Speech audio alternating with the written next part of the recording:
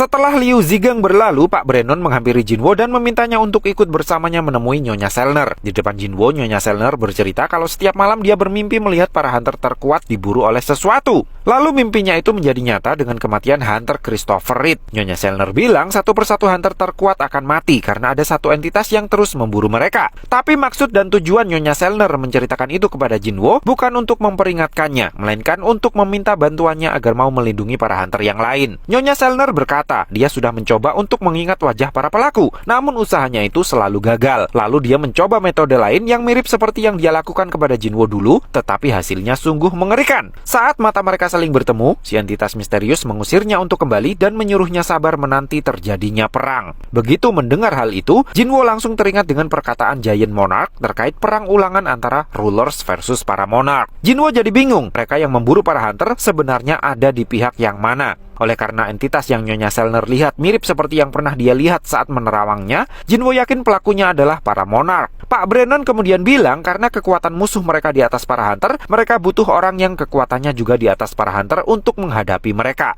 Meski awalnya skeptis, tetapi setelah melihat Jinwo mengoploki Thomas Andre, Pak Brennon jadi yakin kalau Jinwo memang satu-satunya yang bisa melindungi para hunter itu. Untuk itu, mereka siap memberikan apapun yang Jinwo minta, bahkan jika itu adalah runestone dari naga kemis, jika Jinwo bersedia membantu. Namun Jinwo masih enggan untuk menerimanya. Bukan karena dia masih ada dendam kepada Thomas Andre, melainkan karena dia masih belum tahu harus bertarung di pihak yang mana. Namun saat akan melangkah ke pintu keluar, Jinwo sepertinya berubah pikiran. Dia pun meminta agen Adam untuk menyiapkan daftar hunter yang harus dia lindungi, serta membuat sebuah acara agar Jinwo bisa bertemu dengan mereka semua. Lalu, Biro Federasi Hunter pun menyelenggarakan sebuah pesta di malam terakhir konferensi Hunter Internasional untuk mengakomodir permintaannya Jinwo. Berkat pertolongan dari Beru, Jinho terlihat sudah sembuh total saat pesta berlangsung. Jinho benar-benar merasa terharu karena demi menyelamatkan dirinya, Jinho sampai koplok-koplokan dengan Thomas Andre. Di momen inilah skill bisnisnya Jinho akhirnya teruji. Jinho meminta Jinho untuk menghandle masalah bisnis dengan seorang CEO yang mendatangi mereka karena tertarik dengan mayat para raksasa yang Jinho kalahkan di Jepang. Sesaat kemudian, agen Adam datang untuk menyerahkan daftar 10 hunter yang akan Jinho lindungi. Prioritas dari daftar tersebut disusun berdasarkan besarnya pencapaian dari masing-masing hunter. Menurut agen Adam, jika keberhasilan Jinwo menangani Super Gate di Jepang ikut dihitung, posisi Jinwo ada pada urutan ketiga atau keempat di bawah Thomas Andre dan Liu Zigang. Nah, meski dalam daftar hanya ada 10 hunter, tetapi Jinwo memutuskan untuk menempelkan bayangan di semua hunter yang ada di pesta agar bisa lebih cepat dalam melacak keberadaan para monarch dan mengetahui dengan pasti siapa kawan, siapa lawan. Beberapa waktu setelahnya, suasana pesta jadi sedikit menegangkan karena Thomas Andre datang. Dengan satu tangannya di gips, Thomas mendatangi Jinwo untuk berterima kasih karena Jinwo tidak menghabisi seluruh anak buahnya. Thomas juga mengundang Jinwo untuk menghadiri acara pemakamannya Huang Dongso meski tahu dosa anak buahnya itu tidak layak untuk dimaafkan. Setelahnya, Thomas pergi. Kata Laura, Thomas ingin meminta kontaknya Jinwo karena dia ingin memberikan Jinwo hadiah. Laura bilang jika Jinwo menolak hadiahnya, maka Thomas akan merasa kalau harga dirinya sudah diinjak-injak. Alhasil, Jinwo bilang sebuah golok yang bagus mungkin sudah cukup. Setelah Laura pergi, agen Adam melanjutkan pembicaraannya dengan Jinwo terkait hunter yang ada di dalam list. Di saat itulah, Jinwo baru sadar kalau hunter nomor 6 tidak ada di ruang pesta. Menurut info dari agen Adam, pemerintah Brazil diam-diam sedang melakukan pencarian terhadapnya yang sudah hilang kontak sejak beberapa hari sebelumnya.